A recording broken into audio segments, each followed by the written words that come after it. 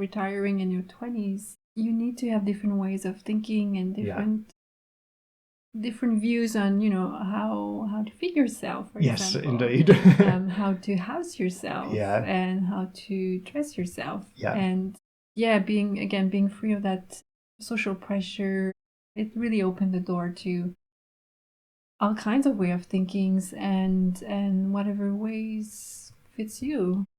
Yeah, it's again very liberating.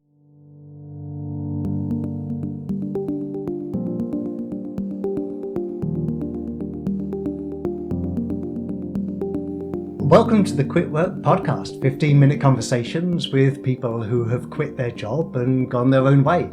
I'm Mark, and long-time viewers will notice that this is the first ever in-person recording of the Quit Work podcast. Today I'm talking to Sophie, who quit her government job in her 20s to go into early retirement extreme through her real estate investments, occasional part-time work, and some seriously frugal living. Sophie, welcome to the Quit Work podcast. Thank you. So, you retired at the age of 29. How did you do that?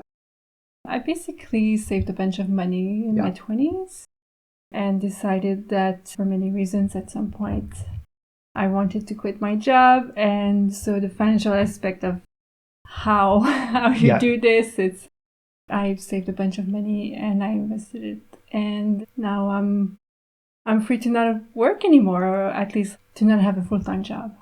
That is amazing. Let's start with where you live right now. So you moved thousands of miles to the Canadian North at the age of 19. What made you embark on such a bold adventure? Yeah, so I wanted to have adventures in my life, and the Canadian North is a good place to go when you really want to have a different life, a different lifestyle. It's a beautiful country up there. And yeah, I came north for adventure, and it's still a very much important part of my life. So you just upped and left one day. You thought, okay, this is it. I need an adventure. I'm heading north. Yeah, I wasn't really happy where I was living, and I didn't want to stay for too long. And I always had some interest in the north. And so when came the time to pick a place to move, the north was on top of my list. Fantastic. So you ended up working in a government job at North for 9 years. So what was it about that job that made you want to retire quite so early? Yes, so that's interesting. So in my job, I was doing planning work for office spaces, like cubicles and just general office space. And so it's something that I really enjoyed doing the first few years, and I had some great coworkers, and this was the start of my career as well. I was pretty young. And through work, you do go to many workplaces to help them design their workplace. Yeah, you do. And I kind of saw how really typical office workplace works, and all the vibes and the relationship between workers and the boss and the hierarchy and everything. And I really wasn't impressed by that.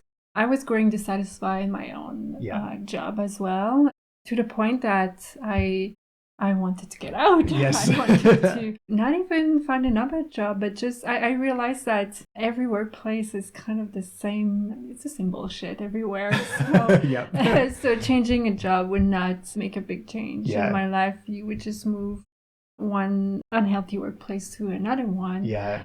And so I decided, well, okay, I need to get out of there, and finding another job might not be the best solution. Yeah. What can I do? And parallel to this, I was saving a big chunk of my income every year. Yeah. So I had money building up in my bank account, and at some point I started to use that money to invest in real estate. Yes. With no plans really, no specific plans, but just I just knew it was a good thing to do. Yeah.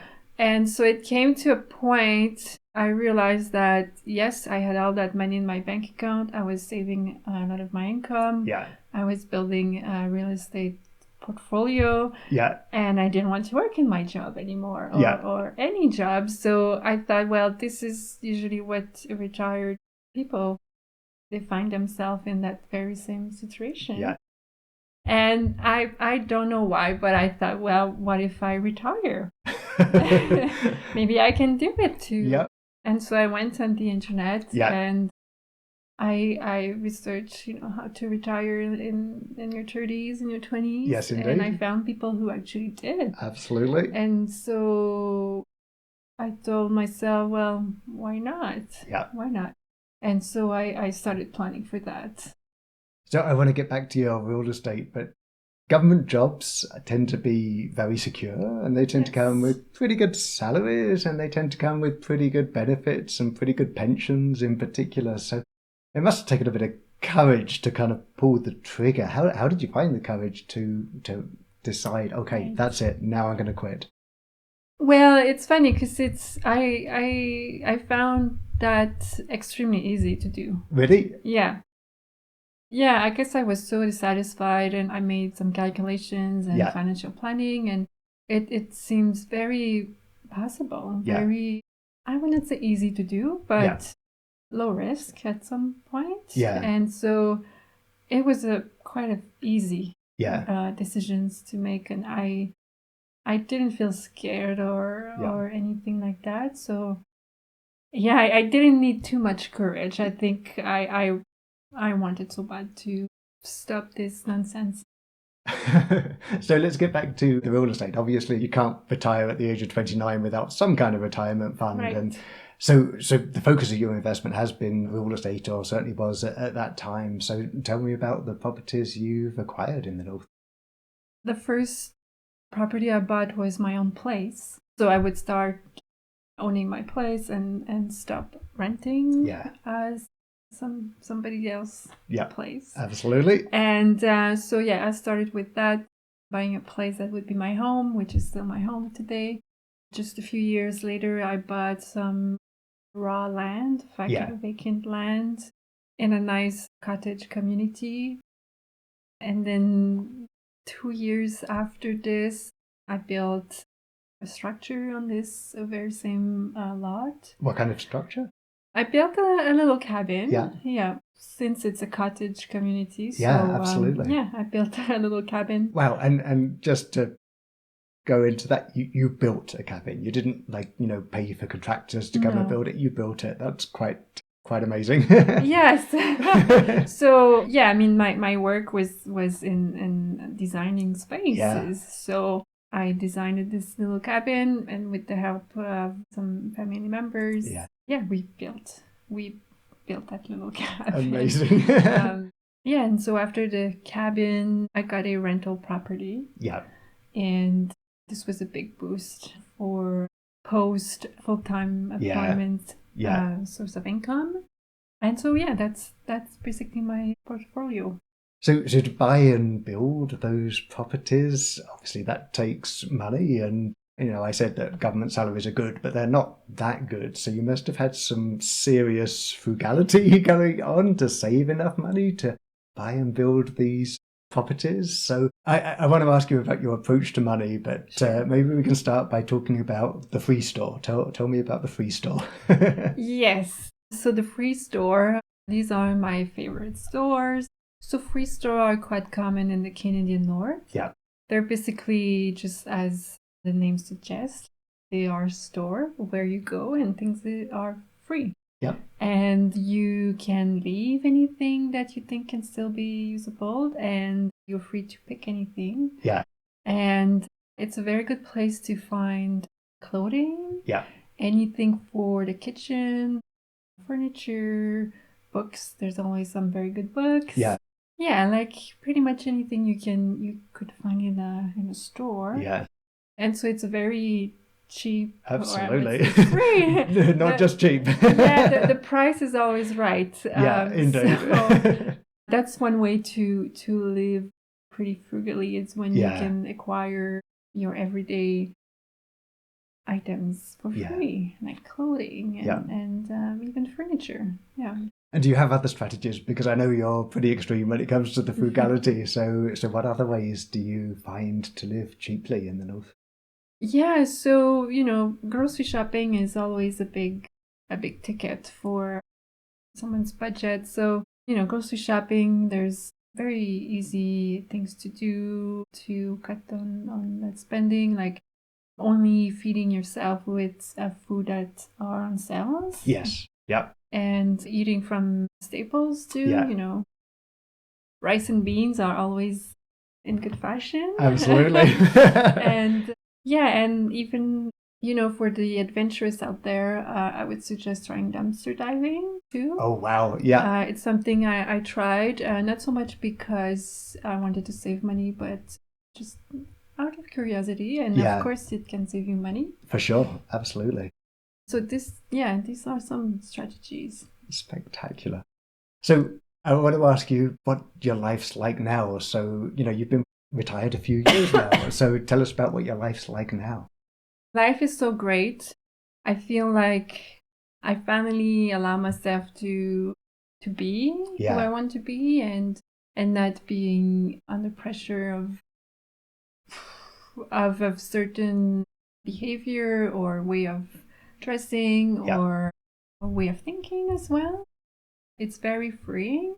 Yeah, that's interesting, that one, isn't it? The way of thinking that you get into when you're in a conventional job for a long period of time. Yes, it really does. And when you're surrounded by people who have certain ways of thinking, even if you know yourself well, like it will influence you no matter what. So being free of this influence is it's great. It's such a great feeling. Can you think of any particular ways of thinking that, just rubbed off on you the wrong way when you were working your government job?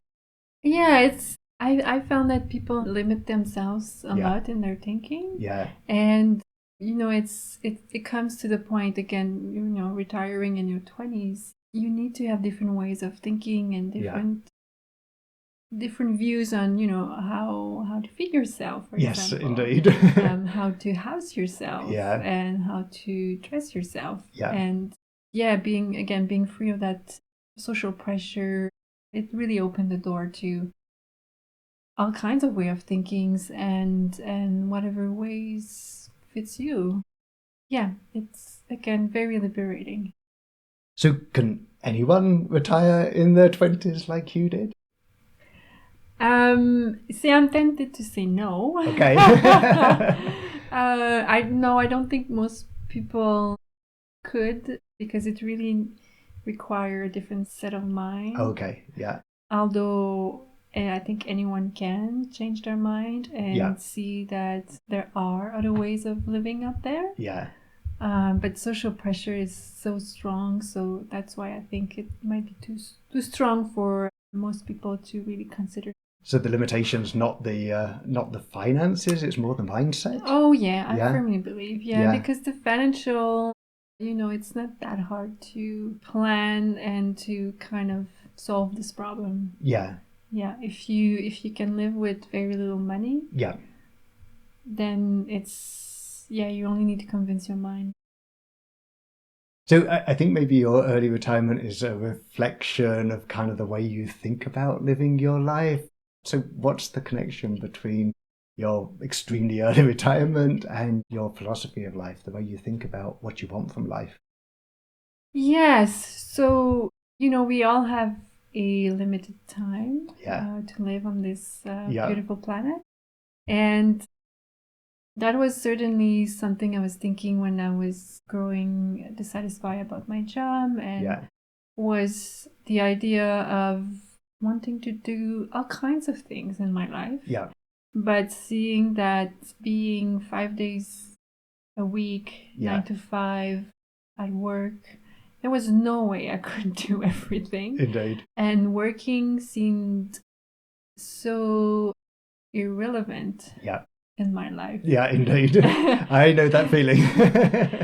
It was like I have much more important things to do than working. Yeah. Things like art creation. Yeah. Or just living at your own pace. Yeah. And having time to build some strong relationship with people that you love around you. This was all very important to me, much more than working. Yeah. And some people have a sense of meaning in their lives. Yeah. You know, they have a strong sense of what they want to do, what they want to accomplish. Yeah. I don't have that so much. Okay. But if I can at least live my life in a way that I will be satisfied about what I did, what I accomplished, even if it's just looking at a beautiful sunny afternoon on a Wednesday when everyone is working like this. Yeah. I'm satisfied just with that. Yes, for sure. So has quitting work changed the way you think about life in any ways? It did. Yeah. It did, yes. It changed my personality a little bit. Oh, or really? Maybe I was always like that. And yeah. Again, when I felt social pressure to not be so much myself. So how has it changed your personality? Yeah, so I became a much more open person and open to say what I thought. Yeah.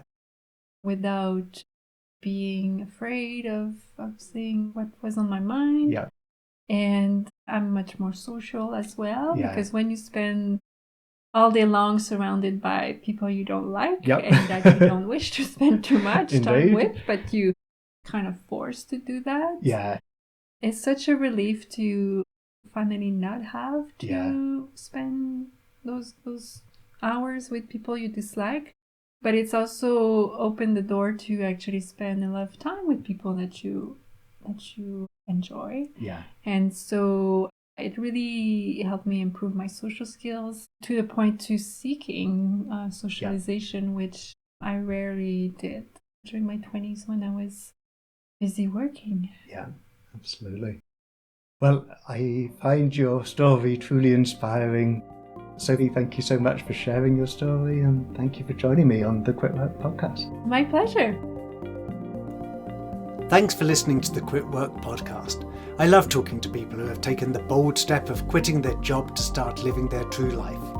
Join me for a fresh conversation every week. Subscribe to the podcast or the YouTube channel at quitworkproject.com.